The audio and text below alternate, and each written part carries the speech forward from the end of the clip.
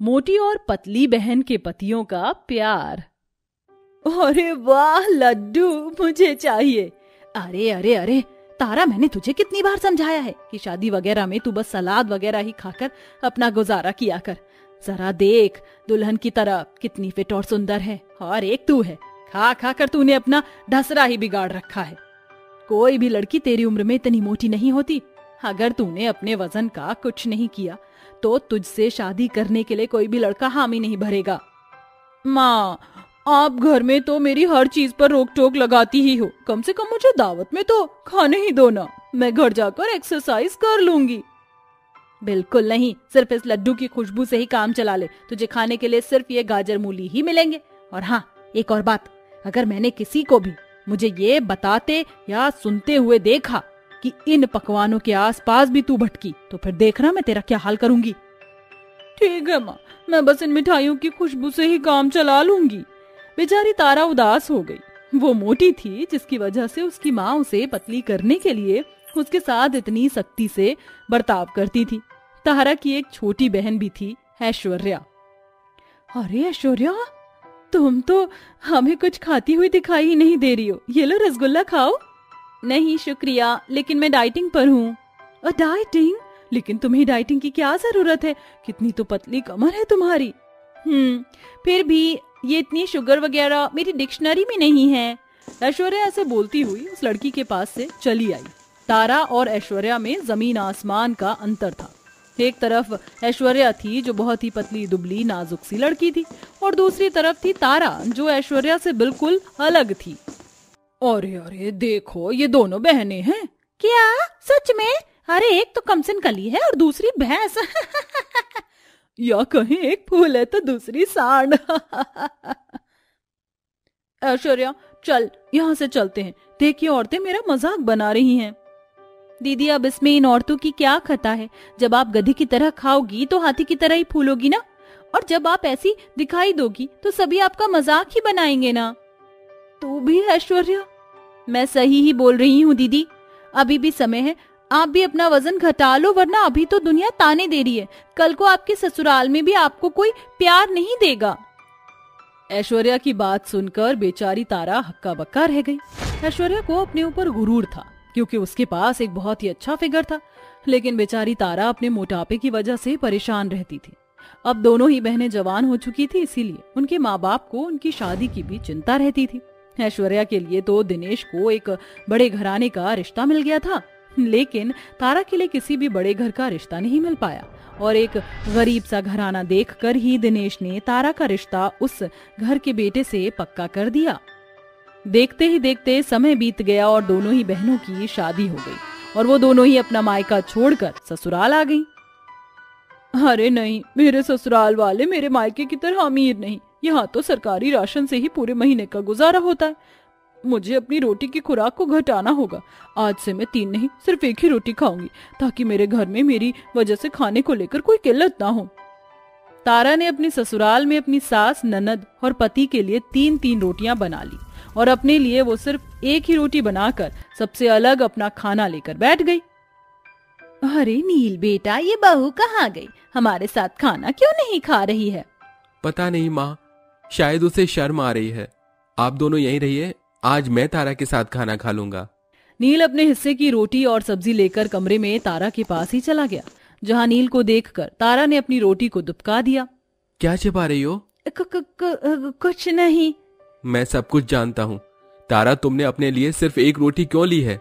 वो मुझे तुमसे कुछ नहीं सुनना है। आओ मेरे पास आओ, आओ अभी। जी? जमाने को बोलने दो, वो जो भी बोलते हैं, तुम्हें उनकी बातों की चिंता करने की जरूरत नहीं है। अरे लोगों का तो काम ही है बोलने का।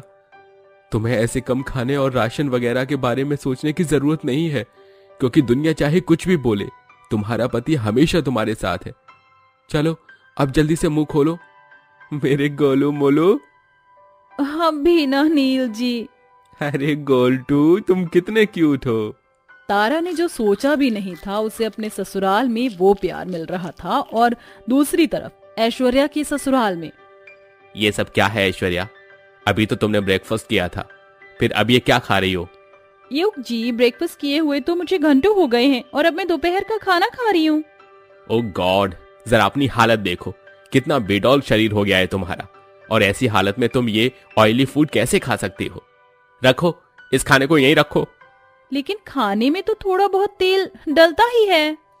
ओ गॉड, देखो ऐश, मैं तुम्हें बता रहा हूँ, अब से तुम सारा टाइम डाइटिंग पर रहोगी।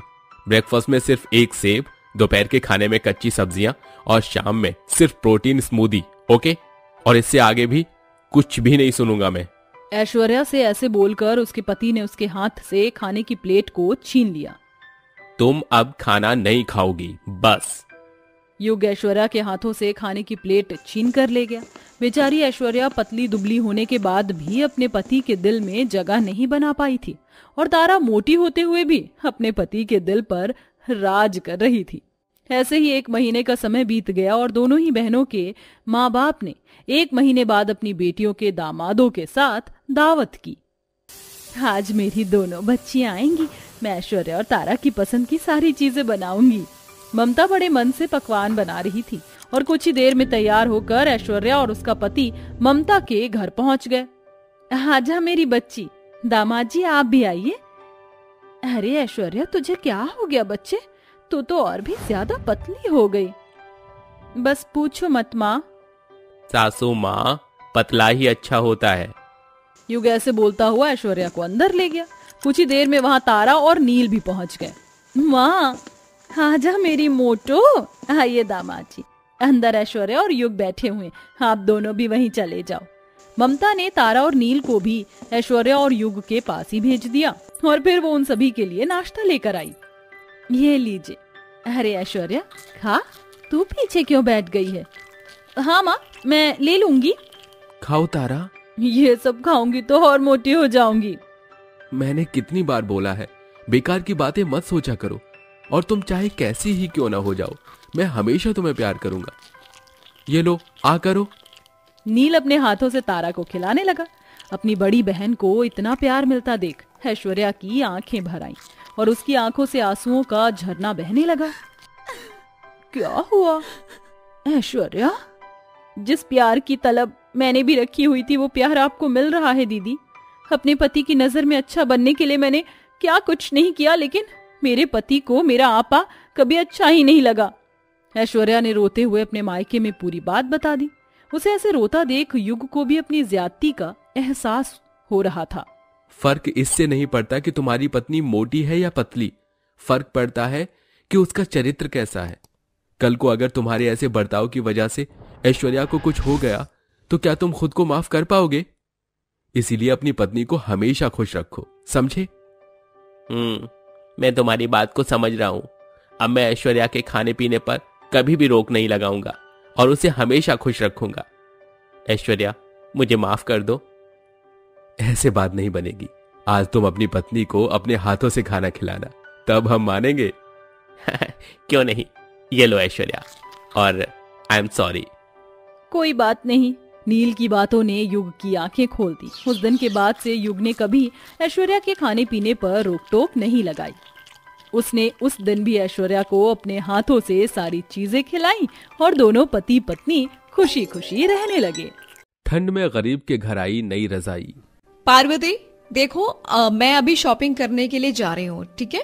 तुम थोड़ा घर का ध्यान रखना। बच्चे स्कूल से आ जाएंगे तो उन्हें खाना खिला देना। जी मालकिन, जैसा आप कहें। मालिनी ऐसा कहने के बाद अपनी कार में बैठती है और शॉपिंग के लिए निकल जाती है। कार में बैठने के बाद उसे याद आता है कि उसने नोट की गड्डी अपने कमरे में यूं ही खुली छोड़ दी थी। अरे ये क्या किया मैंने? ओहो, मैंने तो अपने सारे नोट की गड्डी ऐसे ही खुले में छोड़ दी। अगर किसी ने उठा ली तो? अरे कहीं ये नई वाली नौकरानी पैसे तो नहीं निकाल लेगी। मालिनी ऐसा सोच रही होती है कि तभी उसके दिमाग में ख्याल आता है, इस नौकरानी के घर का एड्रेस तो मुझे पता है, फिर दिक्कत की क्या बात है? मैं इसी प्रकार इसे देख लूंगी कि ये भरोसे लायक है या नहीं। ऐसा सोचकर मालिनी शॉपिंग के लिए निकल जाती है। इसके बाद वो एक बहुत बड़े मॉल में जाती है और वहाँ पर मैनेजर को बहुत सारे कंबल का ऑर्डर देती है। देखिए, आपको पता है ना कि हर साल मैं गरीबों में कंबल और खाना बांटती हूँ। इस बार भी मुझे कंबल और खाना बांटना है। इस बार मुझे कम से कम 1000 कंबल का सेट चाहिए। जैसा आप चाहोगी बिल्कुल वैसा ही होगा। मैं 1000 कंबल का सेट आपके घर पर पहुंचा देता हूँ। मालिनी ऑर्डर देने के बाद अपनी जरूरत का सामान लेती है और अपनी पसंद की एक बहुत महंगी रजाई लेकर अपने घर लौट आती है। जब पार्वती रजाई देखती है तो उसे अपने बच्चे याद आते हैं। हे भगवान, ठंड तो बढ़ती ही जा रही है और मेरे बच्चे भी बिना रजाई और कंबल के रहते हैं। मुझे तो उनके लिए भी रजाई लेनी थी, लेकिन अभी तो मेरे पास इतने पैसे हैं भी नहीं। अब मैं क्या करूं? पार्वती थोड़ी सी परेशान हो जाती है। इसी के चलते मालिनी जब पार्वती का चेहरा देखती है तो उसे कुछ समझ नहीं आता। क्या हुआ पार्वती, तेरे चेहरे के 12 क्यों बजे हैं? बस ऐसे ही मालकिन, मैंने सारा काम कर दिया है। अब मैं जा रही हूँ। मेरे बच्चे घर में मेरा इंतजार कर रहे होंगे। पार्वती जब घर पर आती है तो उसके बच्चे धूप में आंगन में बैठे हुए उसे नजर आते हैं। दोनों यहाँ पर क्यों बैठे हो तुम? हाँ, घर के अंदर बैठकर पढ़ाई क्यों नहीं कर रहे हो? माँ, अंदर बहुत ठंडा लग रहा है। कम से कम बाहर आंगन में धूप है, इसीलिए हम लोग यहाँ बैठकर काम कर रहे हैं। हाँ माँ, हमारे सभी दोस्तों के पास अच्छे अच्छे स्वेटर हैं और हमारे पास कुछ भी नहीं है, सिर्फ एक चादर है। रात को उसमें भी बहुत ठंड लगती है। माँ, परेशान क्यों हो रहे हो तुम? चिंता मत करो, मैं बहुत जल्दी एक रजाई लूंगी और फिर हम उसे गरम गरम ओढ़ेंगे। बहुत आराम से सोएंगे रजाई में। ये सुनकर दोनों बच्चे आराम से धूप में बैठकर पढ़ाई करते रहते हैं। तो वहीं पार्वती चुपचाप घर के अंदर जाती है और खाना बनाने लगती है। तभी राजेश भी काम पर से वापस आ जाता है। क्या बना रही हो? जल्दी से मुझे खाने को दे दो, बहुत जोर से भूख लगी है। आप हाथ मुंह धो लीजिए ना, मैं अभी आपके लिए खाना परोस देती हूँ।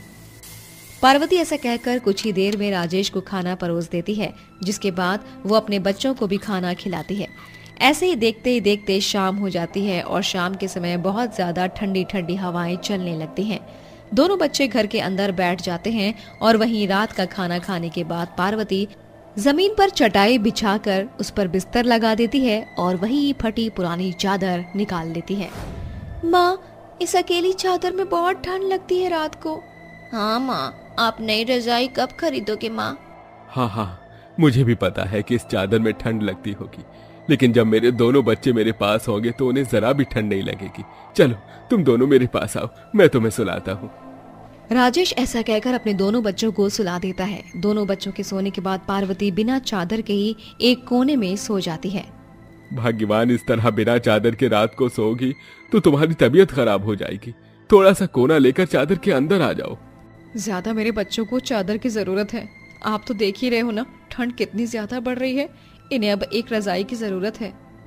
मेहनत कर तो रहा हूँ, जैसे ही मालिक मुझे पैसे दे देंगे मैं उनके लिए एक रजाई जरूर ले आऊंगा। राजेश इस तरह खाने के बाद सो जाता है। अगले दिन जब सब सुबह सुबह उठते हैं तो राजेश अपने काम के लिए निकल जाता है। काम पर वो दिन रात मेहनत करता है और शाम होते ही वो अपने मालिक से पैसे मांगता है। मालिक, मेरे दोनों बच्चे रोजाना ठंड में सोते हैं, मुझे बहुत बुरा लगता है। ऊपर से घर का राशन भी खत्म हो गया है। मजबूरी है, मुझे कुछ पैसे दे दीजिए, चाहे पूरे नहीं थोड़े ही दे दीजिए। अरे जब देखो पैसे ही मांगता रहता है। अभी मेरे पास पैसे नहीं है, कल जब बैंक से लेकर आऊंगा तब दे दूंगा। राजेश का मालिक ऐसा कहकर वहां से चला जाता है, जिसके बाद बेचारा राजेश मायूस होकर वापस घर लौट आता है। क्या हुआ जी, आपका मुंह क्यों लटका हुआ है? मालिक से पैसे मांगे लेकिन उन्होंने पैसे नहीं दिए। अब मैं क्या करूं? अपने बच्चों को ठंड से कैसे बचाऊं? पार्वती भी ये सोचकर थोड़ी चिंतित हो जाती है, लेकिन अब उनके पास और कोई चारा नहीं था। दोनों रात को फिर से चादर ओढ़कर अपने बच्चों को लेकर सो जाते हैं, लेकिन रात में कभी चादर किसी के ऊपर से हटती है तो कभी किसी के ऊपर से हट जाती है। इसी के चलते दोनों के बच्चे बहुत ज्यादा बीमार हो जाते हैं। अरे ये क्या, मेरे बच्चों को तो बुखार चढ़ गया है। अब मैं क्या करूं, कुछ समझ नहीं आ रहा। पार्वती भी अपनी मालकिन से पैसे मांगने की सोचती है, लेकिन वो एक हफ्ते के लिए विदेश चली जाती है, जिसे पार्वती को बहुत अफसोस होता है। वहीं दूसरी तरफ राजेश का मालिक बड़े ही रो रो कर राजेश को पैसे दे देता है। उस दिन राजेश बहुत खुश होता है और रास्ते में आते हुए बस एक ही बात सोच रहा होता है। आज तो मैं बच्चों के लिए रजाई लेकर ही जाऊंगा। मेरे बच्चे ठंड में बीमार हो गए हैं, मैं उन्हें ऐसे नहीं देख सकता। राजेश ऐसा सोचकर अपने घर की तरफ आ रहा होता है, लेकिन रास्ते में एक कार से लड़की का एक्सीडेंट हो जाता है। उसको देखकर सभी लोग वहाँ तमाशा देख रहे होते हैं, लेकिन राजेश से उसकी हालत देखी नहीं जाती। वो उसे फौरन उठाता है और वहाँ से अस्पताल ले जाता है, जहाँ वो अपने पैसों से उस लड़की का इलाज करवाता है। डॉक्टर साहब, इस बच्ची को कुछ नहीं होना चाहिए, आप इसका अच्छे से इलाज कीजिए, मैं पैसे दूंगा। अपने बच्चों के बारे में ना सोचकर वो सारे पैसे उस लड़की के इलाज में लगा देता है और वापस घर लौट आता है। उसका मुरझाया हुआ चेहरा देखकर उसकी पत्नी और उसके बच्चे सब समझ जाते हैं, जिसके चलते कोई भी उसे कुछ कहता नहीं है। बच्चों, कुछ दिन और सही, भगवान और कितना ही हमारे ऊपर जुल्म कर सकता है, उसे कभी न कभी तो हमारे ऊपर तरस आ ही जाएगा। राजेश ऐसा अपने बच्चों से कहकर उन्हें चटाई पर लेटा देता है और उन्हें चादर उड़ाकर सुला देता है। दोनों बच्चे और दोनों मियाँ बीवी ठंड से कपकपाते रहते हैं। वहीं खिड़की से एक आदमी उन्हें इस तरह देखता है और तुरंत उनके घर का दरवाजा खटखटाता है। अरे, अब इस समय कौन आया होगा? चलो मैं देखता हूँ। तुम लेटी रहो पार्वती। जैसे ही दरवाजा खुलता है, वहाँ एक बहुत ही अमीर आदमी एक रजाई, कुछ कपड़े और कुछ खाने के सामान को लेकर साथ में खड़ा होता है। मुश्किल से मिला है मुझे आपका घर। मुझे यकीन नहीं होता आज भी लोगों के अंदर इंसानियत बाकी है। आपने जो मेरी बेटी के लिए किया शायद कोई कभी नहीं करता, और मेरी बेटी वहीं तड़प तड़प कर मर जाती। लेकिन आज आपकी वजह से मेरी बच्ची जीवित है और सांस ले रही है। मैं आपका शुक्रिया अदा करने आया हूँ। ये रजाई, ये गर्म कपड़े और खाने का कुछ सामान लाया हूँ, इसे स्वीकार कर लीजिए। रजाई देखते ही राजेश बहुत खुश होता है। उसे नहीं पता था कि उसके किए अच्छे कर्मों का फल उसे इस प्रकार मिलेगा। वो सारा सामान स्वीकारता है और उस रात वो अपने दोनों बच्चों को लेकर पत्नी के साथ और खुद रजाई ओढ़कर सोता है। इस प्रकार अब उनके पास एक खुद की रजाई होती है और वो ठंड में चैन की नींद सोते हैं।